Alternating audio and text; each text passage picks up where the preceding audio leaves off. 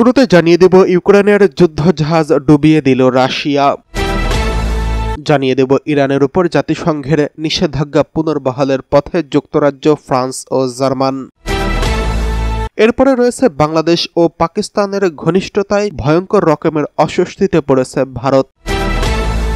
সর্বশেষ জানিয়ে দেব ইউক্রেনের নিহত ১৯ রাশিয়াকে রক্তপাত বন্ধ করতে বলল যুক্তরাজ্য।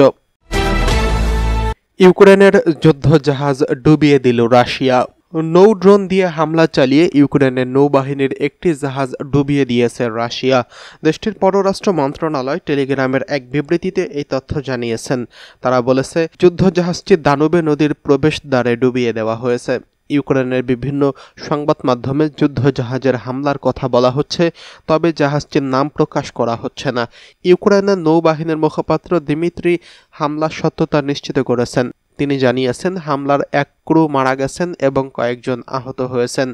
এছাড়া কিছু ক্রু নিখোঁজ অবস্থায় রয়েছেন। তবে জাহাজ ডুবে যাওয়ার ব্যাপারে কোনো মন্তব্য করেননি তিনি। স্থানীয় সংবাদ মাধ্যমের ইউনিফর্মকে তিনি বলেছেন, ক্ষতিগ্রস্ত জাহাজটি ক্ষতিগ্রস্ত হয়েছে এবং ক্ষয়ক্ষতি কাটিয়ে ওঠার চেষ্টা করা হচ্ছে।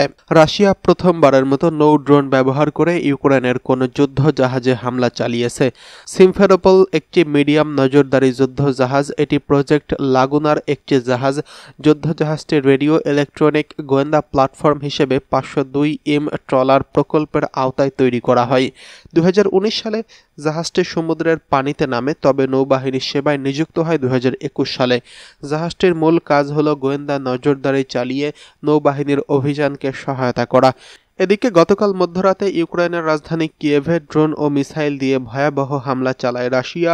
এতে অন্তত 18 জনের মৃত্যু হয়। এই হামলার পর ইউরোপের দেশগুলো বলছে, শান্তি আলোচনার নামে রাশিয়া ফাজলামো করছে।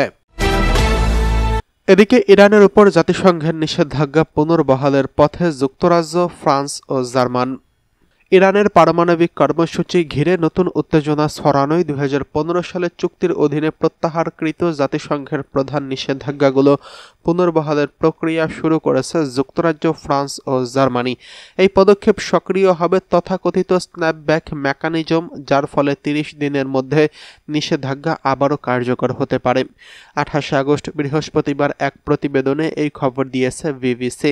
চুক্তির 3 পক্ষ যুক্তরাজ্য, ফ্রান্স ও জার্মান 2 সপ্তাহ আগে সতর্ক করেছিল যে ইরান যদি আগস্টের শেষে কূটনৈতিক সমাধানে রাজি না হয় তবে তারা এই প্রক্রিয়া শুরু করবে।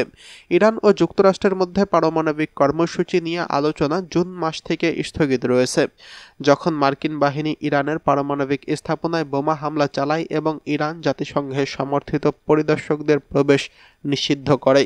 2015 সালের চুক্তির মধ্যে স্ন্যাপব্যাক ধরা হয়েছিল। এতে বলা হয়েছে, কোনো পক্ষ যদি মনে করেন ইরান তার অঙ্গীকার ভঙ্গ করছে, তবে জাতিসংঘ নিরাপত্তা পরিষদকে জানিয়ে নিষেধাজ্ঞা পুনর্বহাল করা সম্ভব। E3 নিরাপত্তা পরিষদে পাঠানো চিঠিতে জানিয়েছেন, ইরানের অঙ্গীকার ভঙ্গ স্পষ্ট এবং উদ্দেশ্যমূলক। তারা অভিযোগ করেছেন, ইরানের অত্যন্ত সমৃদ্ধ ইউরেনিয়াম মজুদ, যা সামরিক গ্রেডের কাছাকাছি। এর কোনো বেসামরিক ব্যাখ্যা নেই এবং এটি আন্তর্জাতিক শান্তি ও নিরাপত্তার জন্য স্পষ্ট হুমকি। পরবর্তী 30 দিন তারা ইরানের সঙ্গে কূটনৈতিক প্রচেষ্টা চালিয়ে যাওয়ার প্রতিশ্রুতি দিয়েছেন। এদিকে বাংলাদেশ ও পাকিস্তানের ঘনিষ্ঠতায় অস্বস্তিতে পড়েছে ভারত। এখন থেকে মাস 6 আগের কথা, মাস্কাটে ইন্ডিয়ান ওশান কনফারেন্স অবকাশে ভারতের পররাষ্ট্রমন্ত্রী এস জয়শঙ্কর বৈঠকে বসেছিলেন বাংলাদেশের পররাষ্ট্র উপদেষ্টা তৌহিদ হোসেনের সঙ্গে। আলোচনায় বাংলাদেশের পক্ষ থেকে দক্ষিণ এশিয়ার আঞ্চলিক সহযোগিতা সংস্থা জোট বা সার্ককে পুনরুজ্জীবিত করে তোলার প্রসঙ্গ তোলা হয়, যেটি সেই দেশের অন্তর্বর্তীকালীন সরকারের একটি সুপরিচিত অবস্থান।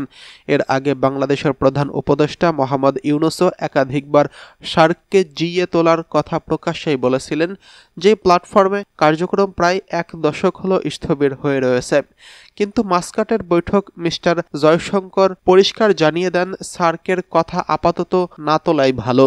কারণ কোন দেশটির কারণে আর কেন সার্ক অচল হয়ে রয়েছে সেটা জোটের সদস্য দেশগুলোর মতো ভালোই জানা। শুধু তাই নয়, সার্ককে পুনরুজ্জীবিত করার কথা বলা মানে সেটাকে ভারত যে পাকিস্তানের সুরে সুর মেলানো হিসেবেই দেখবে, সেটাও বলেন মিস্টার জয়শঙ্কর। এর কয়েকদিন বাদেই দিল্লিতে পররাষ্ট্র মন্ত্রণালয়ের মুখপাত্র জানিয়েছেন, আমরা বাংলাদেশকে আরও বলেছি তারা যেন সন্ত্রাসবাদকে নরমালাইজ করার বা স্বাভাবিক ঘটনা বলে তুলে ধরার চেষ্টা না করেন। ভারত যেখানে সার্কের হয়ে কথা বলাকেও পাকিস্তান হয়ে সওয়াল হিসেবে দেখছেন, সেখানে ঢাকা ও ইসলামাবাদের ক্রমবর্ধমান কূটনৈতিক ঘনিষ্ঠতা দিল্লিকে অস্বস্তিতে ফেলেছে, তা সহজেই অনুমেয়।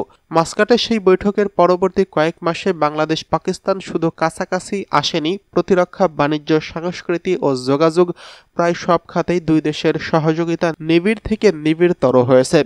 সেই ফেব্রুয়ারিতেই বাংলাদেশ বহু বছরের মধ্যে প্রথমবারের মতো পাকিস্তান থেকে 50,000 মেট্রিক টন চাল আমদানি করে। দুই দেশের মধ্যে আবারও শুরু হয় সরাসরি বাণিজ্য।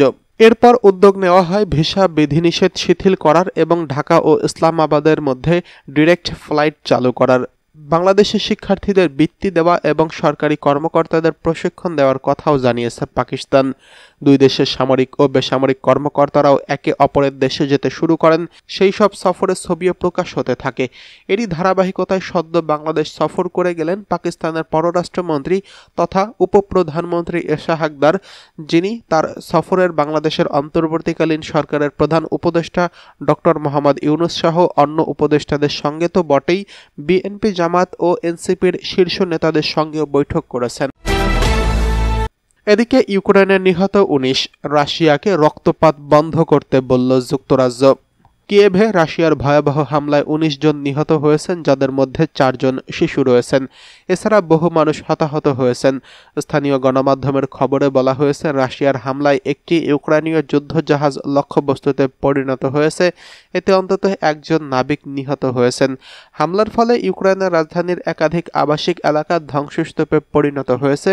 এতে ইউরোপীয় ইউনিয়নের প্রতিনিধি সংস্থা, ব্রিটিশ কাউন্সিলের ভবন, আজারবাইজানি দূতাবাস এবং একটি তুর্কি প্রতিষ্ঠান ক্ষতিগ্রস্ত হয়েছে। এমন অবস্থায় যুক্তরাষ্ট্রের প্রধানমন্ত্রী কিয়ার স্টারমার লিখেছেন, পুতিন শিশু ও সাধারণ নাগরিকদের হত্যা করছে, শান্তির আশা ধ্বংস করছে, এই রক্তপাত অবিলম্বে বন্ধ করতে হবে। ফ্রান্সের প্রেসিডেন্ট বলেছেন, গতরাতে হামলা রাশিয়ার শান্তির ধারণা, ভীতি ও বর্বরতা। জার্মান চ্যান্সেলর ফ্রেডরিক মের্জ মন্তব্য করেছেন, রাশিয়া গত রাতেও তার প্রকৃত চেহারা দেখিয়েছে।